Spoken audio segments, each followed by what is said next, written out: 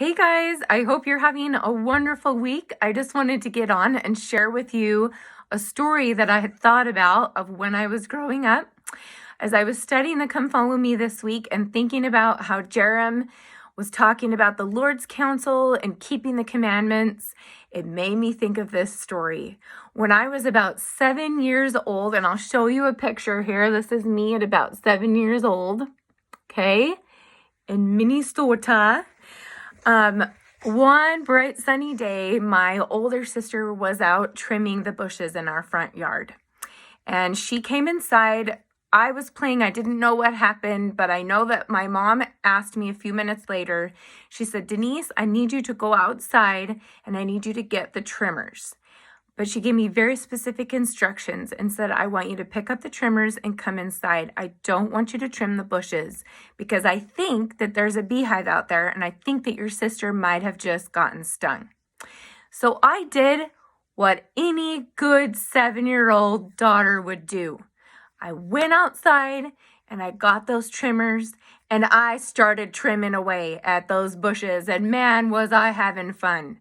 Maybe lasted a few seconds until I heard a huge humming and buzzing noise coming to my left side. And I turned to the side and I saw a huge swarm of bees coming at me.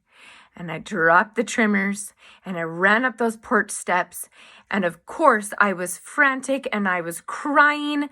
And I couldn't get the screen door open. And as I was trying to open the door and crying for my mom, I got stung on the shoulder by a bee. She finally came to the door and opened the door, and I came inside, still hysterical. Another bee followed me in. At this point, my dad was inside, and my mom and my dad were right by my side. And they said, "Denise, you need to calm down. You need to stop wiggling. You need to stop crying."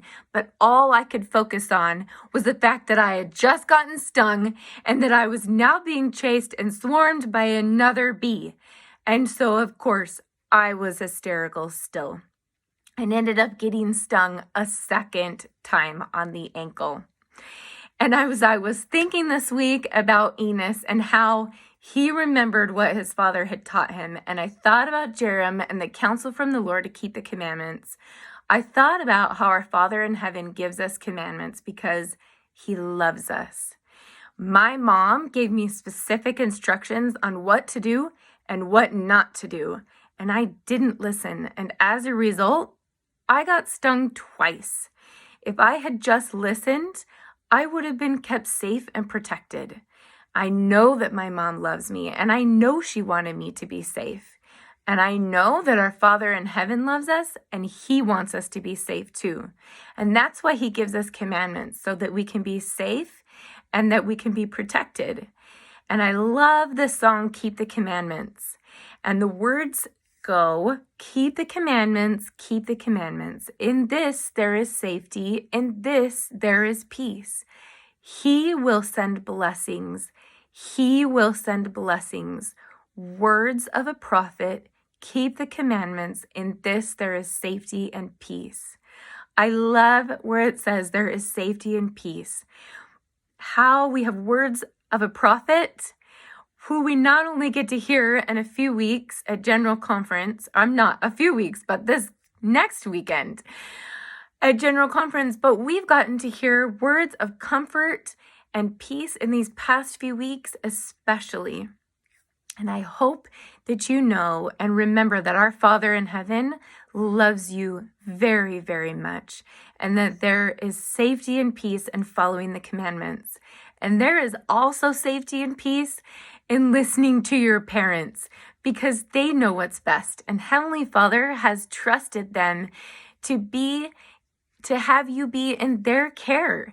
They want what's best for you, and they love you, and they want you to be kept safe too. And I hope that you will listen to them and not do like I did, and that you'll know that they just want what's best for you. And so does our Father in heaven. And I want you to know that I love you and I miss you guys. And I hope that we get to see each other soon.